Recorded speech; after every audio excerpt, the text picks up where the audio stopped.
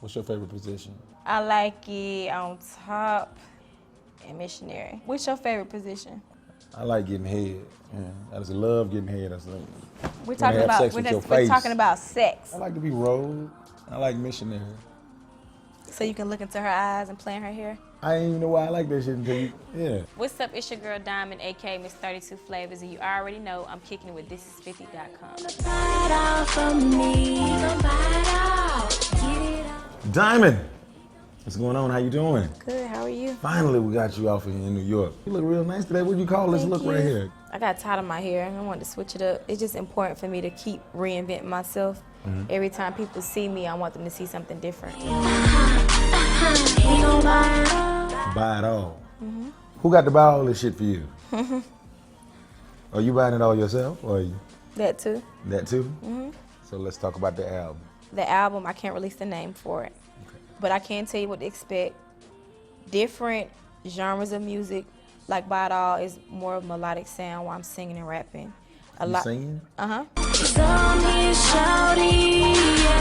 lot of people don't know that I'm Puerto Rican and black, so I'm definitely gonna tap into that as well. And How you gonna tap into being Puerto Rican and black? Because I'm learning Spanish all over again. Oh, okay. You knew it one time. Yeah, when I was younger. Okay. You can get the single from iTunes. I'm looking to try to drop the album fourth quarter next year. And what were some of the features that you have on there? Well, I can tell you 2 records that got leaked. Unfortunately, Carrie Hilson, she's on there, and I got Carrie probably leaked it. joint. What you think? She'll do some shit like that with you. It's a little bit scary. And I got a record with Lloyd. That one got leaked. Now, as I well. know Lloyd leaked that shit. He always leaking shit. He leaked the 50 Cent shit. He leaked that Andre 3000 shit. He leaked some shit that was on my album, but too many people didn't hear it, though. What would you say is one of the biggest misconceptions about you? A lot of people probably just think I got this snobbish attitude because of my lyrics, and then when they meet me, they're like, "Oh my God, you're so cool, girl. I feel like I've known you for years." I got a lot of energy, you know what I'm saying? But I'm just a real person, and a lot of people sometimes forget. Even though we're artists, we're still real people, and I think when people meet me, they get to see that I'm still a regular person. What's the best advice you ever got, and who gave it to you? I'm talking about from someone famous. 50. What'd he say? He sat down and talked to me for a while about just, I don't want to use his advice. You want to do that? Nope, because I keep that in the safe box. She don't want y'all to succeed. She just want to keep that shit for herself. She want to be That was successful by her meant for me. goddamn self. Rock my hips and make it wiggle, waving, sipping in the I like it when she rock her hips, then wave and sip.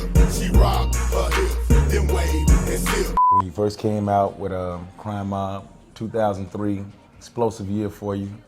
You know what I'm saying? How did y'all get together? Little J and Princess stayed a street behind me, or a street in front of me. And we rode the same bus. Me and Lil J became best friends, and they had a rap group.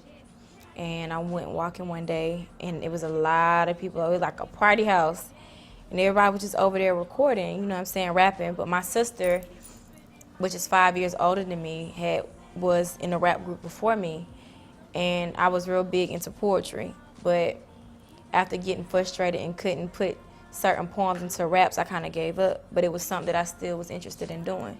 So when I met Little J, and you know, he took me under his wing or whatever, and we kind of just vibed together, and that's when I met Princess, and I met Killer C and Psycho and the rest of the group members. And you know, most people would go out and hang out on the weekends or stay after school and do this, that, and the third, but we was always at Lil J's house recording. We wanted to get signed, and it was this club called The Warehouse that everybody performed at. Pastor Troy was performing there at that time. Trillville and Scrappy had just got a deal with B&Me, and B&Me was, you know, where to be because Lil Jon was there, which is the king of crunk, the king of the music that we were making. And we performed, we opened up one night, or Scrap set it up for us to open up for him because he knew that B&Me and the whole crew would be there or whatever, and they seen a response of the crowd. Next week, we was in their office. How old are you, like 14, 15 around that time? Yep. I come in the club, shaking my dreads, throwing these bows and busting these heads. To relevant steps on my wrist, best to back up, I think you will let. And all of a sudden y'all break up. Why? me and Princess weren't seeing eye to eye on a business deal. We were supposed to be signed as a duo. And we kind of had issues on a personal level. So the only thing that was kind of keeping us to be cordial with each other was the business. So since we didn't see eye to eye on that, it kind of just fell apart. And I was nominated for Dirty Chick of the Year at the Dirty Awards, and I wanted to walk red carpet by myself just because I didn't want to feel like tension, because I was always singled out. Even though I walked solo, I still represent the group. I don't see an issue with it. And at the time, our former manager sent a message back to me telling me that the group was like, well, if you walk solo, then you're not in the group. And I'm just thinking they're blowing air. And then I get there, they got there 30 minutes before me, and different people were telling me on the red carpet and asking me questions, how does it feel to no longer be a member of Crime Mob? So at that point, it was no turning back, and I was like, well, I guess I should just roll with it. I, eventually signed a solo deal with Warner Brothers, and yeah. There's a lot of people counted you out too, man. I was one of them. Still to this day, though. Yeah, I ain't gonna front. I was like, man, I don't know what the fuck she gonna do now. Right. You know what I'm saying? So, but how did you get over that hump and, build up the strength to, go on and get inside of a king and whatnot? What kind of steps did you take to do that? I guess because so many people told me no and so many people counted me out, that's what drove me to prove them wrong. I licked my lips and then he grabbed me by my fingertips. Then my Giuseppe slipped. I stumbled in his hands. If you was an animal, what would you be? Because I think you'd be a cat. I probably would. I probably would be a cat. You're so seductive in the way you move. I'm a sex kitten. Why do they call you these 32 flavors? What is that? I'm the second. Okay, you know how Baskin Robbins Only has, 31, right? I'm the 32nd. Oh, but it's shit. not just ice cream. It's any type of sweet candy flavor possible. It can be Now and Laters. It can be Starburst. You taste like all that? Oh, shit. You got to let me taste you one day. What? Man, like I always say, you just can't say you real. It's something you got to be. Diamond, this is 50.com exclusive.